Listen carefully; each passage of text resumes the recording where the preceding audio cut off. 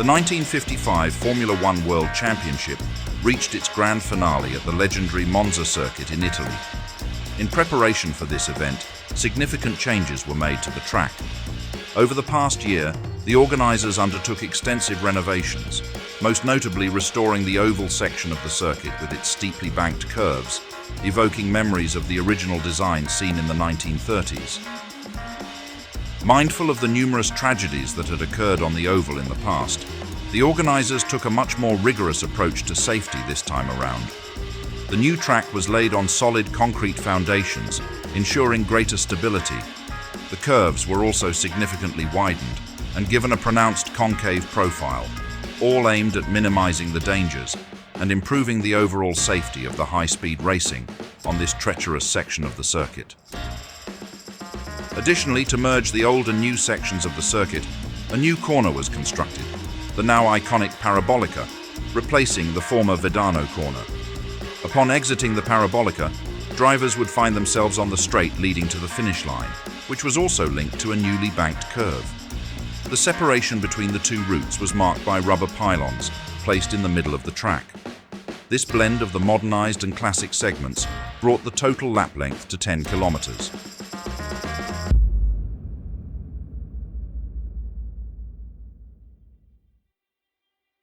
With the Drivers' Championship already secured, Mercedes-Benz arrived in Monza with a show of force, determined to close out the season on a high. The German juggernaut fielded 4 cars for their formidable lineup: Fangio, Moss, Kling, and Taruffi. But it wasn't just about numbers, it was about options. The team brought a diverse fleet of cars, featuring both streamlined and unstreamlined models, with varying wheelbases tailored to the unique demands of Monza's high-speed straights and newly reconstructed curves. Mercedes-Benz clearly intended to dominate, ready to adapt to any situation that arose on race day. But the attention at Monza centered on the appearance of the Lancia cars, now racing under Ferrari's banner. Since Ferrari took over the entire Lancia racing stable, the cars remained largely unmodified, looking much the same as they had earlier in the season. Interestingly, the original Lancia mechanics were still tending to them, now clad in Ferrari's brown overalls. Alongside the trio of Lancia cars entered by Ferrari were 3 Tipo 555 Super Squalo Ferraris, which had undergone significant development, most notably with the addition of 5-speed gearboxes. Meanwhile, the lone British representative at Monza was the Vanwall team, which continued its campaign with the same lineup as in the previous race. American driver Harry Schell and Englishman Ken Wharton were at the wheel. The final team to join the fray at the Grand Prix was the French Gordini squad, which debuted its new T32 car. This cutting-edge machine boasted a more powerful 8-cylinder engine equipped with 4 Weber carburetors, a sleek and wide body design featuring a nose fairing that enveloped the front wheels, and a multi-tube exhaust system that exited from the sides of the vehicle. Signore e signori, buongiorno e benvenuti al 26esimo Gran Premio d'Italia. Oggi siamo qui al leggendario Autodromo di Monza per assistere all'ultimo atto del campionato mondiale di Formula 1 del 1955. With the revamped Monza circuit, the organizers permitted drivers to begin practice as early as Thursday, allowing ample time to adjust to the new layout. For many, the experience of navigating the steeply banked curves was entirely unfamiliar. The first laps on the reconfigured track quickly revealed its challenges, especially the uneven surfaces of the new turns. At such high speeds, drivers had to grip their steering wheels tightly to avoid losing control or being ejected from their cars. Once again, the Silver Arrows dominated the field, with the top 2 starting positions claimed by the championship contenders, Fangio and Moss, both piloting streamlined Mercedes.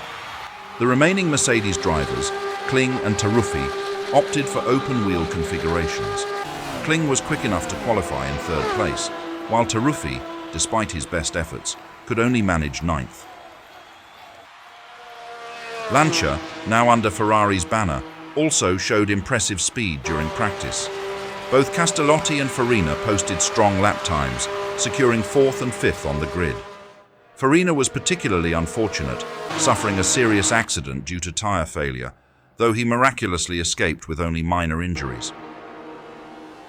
The Ferrari team, worried about the safety of their drivers, made the difficult decision to withdraw the Lancia cars from the race, sidelining both Farina and Villoresi before the Grand Prix even began. Castellotti, however, was transferred to the team's only spare Ferrari 555, becoming Ferrari's sole hope for a strong result. In pole position, il campione argentino Juan Manuel Fangio su Mercedes, con un tempo impressionante di 2 minuti e 46,5 secondi. The drivers will tackle 50 laps around the circuit, covering a total distance of 500 kilometers throughout the race. Che giornata emozionante ci attende! Preparatevi per una gara indimenticabile! Qui al Gran Premio d'Italia! At the drop of the flag, Fangio found himself slipping to 3rd place as his Mercedes teammates Moss and Kling surged ahead with lightning-quick reactions. Fangio wasted no time in launching his counterattack. He quickly closed the gap on Kling, making his move on the old section of the track with surgical precision. But he wasn't done yet. With a burst of raw power, Fangio muscled his way past Moss, taking the lead and leaving his younger teammate in awe of the Argentine's sheer force.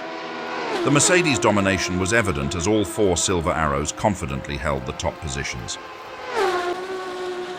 By lap 7, Sterling Moss had been shadowing Fangio, biding his time and studying the Argentine's every move. Taking advantage of a slight gap, Moss surged forward with impeccable timing and snatching the lead. The crowd erupted as the British driver, undaunted by Fangio's reputation, showed he was ready to take control of the race. On the very next lap, disaster struck for Harry Schell as the suspension on his van wall gave way, unable to cope with the immense forces exerted by the high-speed banking. With no choice but to retire, the American coasted into the pits, marking an early end to his race. Not far behind, John Lucas, debuting in the new Gordini, faced his own misfortune. The powerful new engine, hailed for its potential, proved fragile and gave out after just 8 laps, forcing the Frenchman to retire from the race.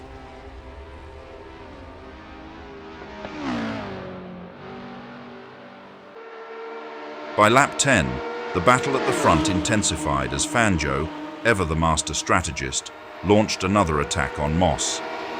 The Argentine slipped past the Englishman, reclaiming the lead.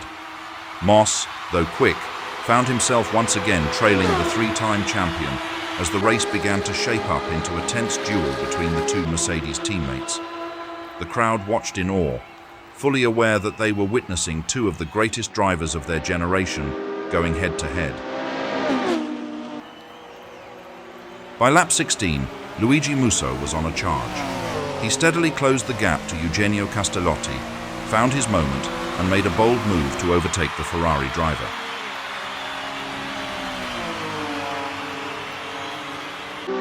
On the oval section of the track, disaster struck for Sterling Moss when a loose stone, flung up from beneath Fangio's wheels, slammed into his windshield, shattering it completely.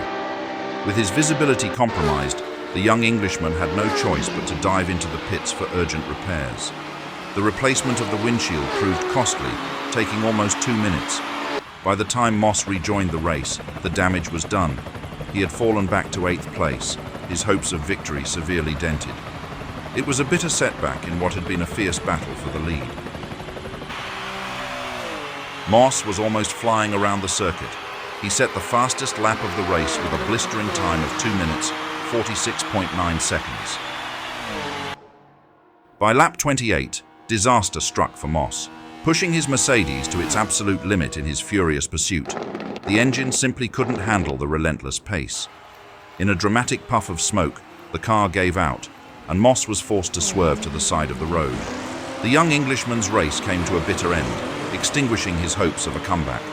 The crowd watched in shock as one of the race's favourites bowed out, leaving Fangio and the rest of the field to carry on without him.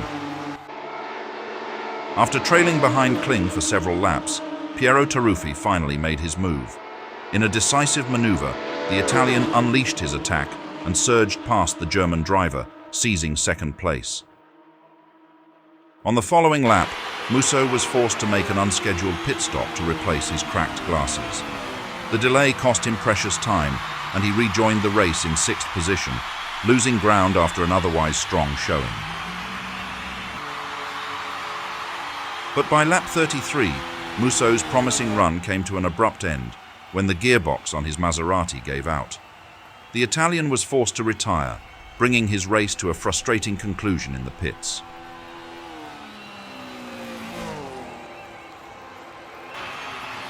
Carl Kling was driving confidently and firmly in podium contention, however disaster struck when the gearbox on his Mercedes failed, shattering his hopes for a strong finish.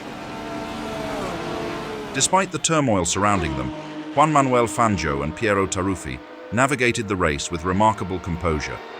Both drivers skillfully avoided the mechanical pitfalls that had befallen their teammates, maintaining their pace and focus. As they approached the checkered flag, Fangio crossed the finish line first, followed closely by Taruffi. Their strong finish not only secured another impressive 1-2 for the Mercedes team, but also underscored Fangio's exceptional mastery behind the wheel. With this triumphant performance, the Silver Arrows solidified their dominance, leaving the competition in their dust yet again. Meanwhile, Castellotti delivered an impressive performance, clinching 3rd place and elevating himself to 3rd in the overall standings. However, the drama didn't end there. Jean Bera, who had been running strong in 4th, faced heartbreak on the final lap as his engine began to fail. Despite the ominous clouds of smoke enveloping his Maserati, Bera persevered and managed to cross the finish line, securing 4th place against all odds. Completing a solid outing for the Maserati team, Bera's teammate, Mendy Tagai, finished in 5th place, earning the first points of his career. It was a bittersweet moment for the team, but the day belonged to Fangio and Taruffi, who once again proved that the Silver Arrows were the ones to beat. The final standings of the championship are: Juan Manuel Fangio takes the top spot, followed by Sterling Moss in 2nd. Eugenio Castellotti secures 3rd place, while Maurice Trintignant finishes 4th, and Nino Farina rounds out the top 5. And so, 1955 will forever be remembered as a year of both triumph and tragedy. A stunning season where Juan Manuel Fangio claimed his 3rd World Championship title, cementing his legacy as one of the greatest drivers the sport has ever seen. The rise of Sterling Moss, Luigi Musso, and Eugenio Castellotti showcased a new generation of talent, eager to leave their mark on the world of Formula One. But the year was also marred by loss. The tragic death of Alberto Ascari cast a shadow over the season, and the Lancia team, so full of promise, vanished from the grid, absorbed into Ferrari.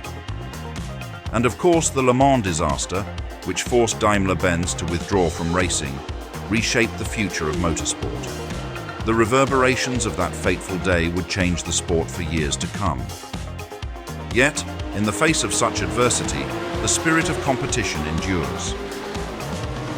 As we look ahead, we remember these drivers, these teams, and this extraordinary season that defined an era of racing.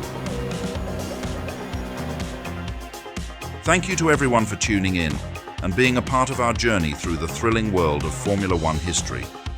Your support keeps the passion alive, and we can't wait to bring you even more epic races and legendary moments. So stay tuned for the next chapter, because Formula One never stops.